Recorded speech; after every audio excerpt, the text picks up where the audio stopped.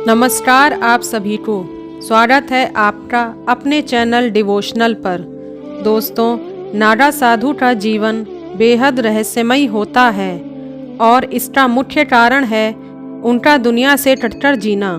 वे सारे भौतिक सुख छोड़कर एकांत में अपना जीवन जीते हैं, लेकिन जब भी महाकुंभ या कुंभ का आयोजन होता है, ये साधु अपना एकांत जीवन छोड़कर उसमें डुबकी लगाने अवश्य आते हैं।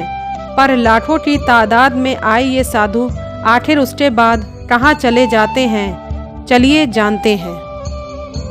दोस्तों, पहले हम जानते हैं नाडा साधु से जुड़े कुछ महत्वपूर्ण बातें।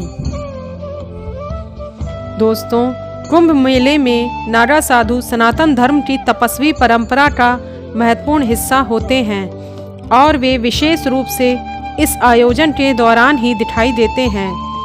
कुंभ मेले में नाडा साधुओं को स्नान का पहला अधिकार दिया जाता है, जिसके बाद अन्य श्रद्धालुओं को स्नान करने की अनुमति मिलती है।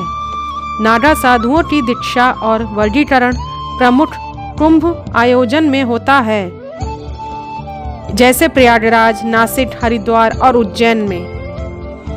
कई नाडा साधु धार्मिक यात्राओं के दौरान विभिन्न तीर्थ स्थलों और मंदिरों में अपनी उपस्थिति दर्ज कराते हैं, जबकि कुछ साधु सामान्य समाज से कटे हुए जीवन व्यतीत करते हैं।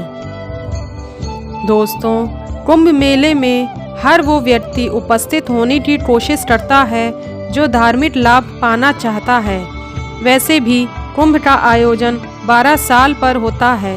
कुंभ के दौरान नाडा साधु, जो सनातन धर्म की एक विशिष्ट और अत्यंत तपस्वी परंपरा का हिस्सा है, बड़ी संख्या में उपस्थित होते हैं। वे कुंभ के प्रमुख आकर्षण और आध्यात्मिक आयोजन का केंद्र होते हैं। नाडा साधुओं के रहस्यमय जीवन के कारण उन्हें सामाजिक तौर पर सिर्फ कुंभ में ही देखा जा सकता है।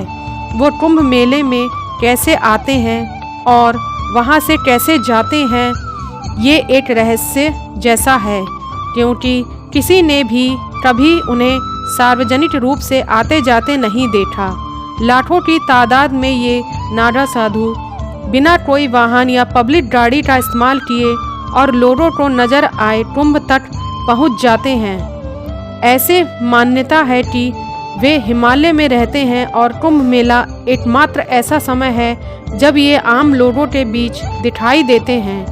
कुंभ में 2 सबसे बड़े नाडा अखाड़े महापरिनिर्वाणी अखाड़ा और पंचदशनाम जूना अखाड़ा है, जो वाराणसी में है।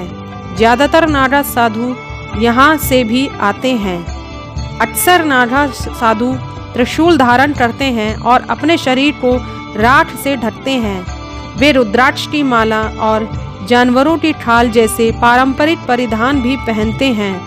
कुंभ मेले में सबसे पहले उन्हें स्नान का अधिकार दिया जाता है, जिसके बाद अन्य श्रद्धालुओं को स्नान की अनुमति दी जाती है, लेकिन उसके बाद वे सभी अपने अपने रहस्यमयी दुनिया में लौट जाते हैं। उनकी ये रहस्यमयी दुनिया कहाँ है, चलिए जानते हैं। पहला, अपने मठ में। कुंभ मेले के दौरान नाडा साधु अपने अखाड़ों का प्रतिनिधित्व करते हैं।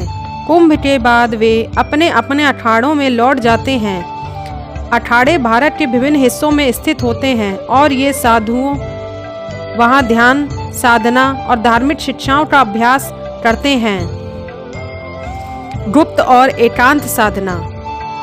नाडा साधु अपनी तपस्वी जीवन शैली के लिए जाने जाते हैं। कुंभ के बाद कई नाडा साधु हिमालय, जंगलों या अन्य शांत और एकांत स्थलों में जाकर साधना और तप करते हैं। वे कठिन तपस्याओं और ध्यान में समय बिताते हैं, जिसे उनकी आत्मा साधना की उन्नति के लिए महत्वपूर्ण माना जाता है।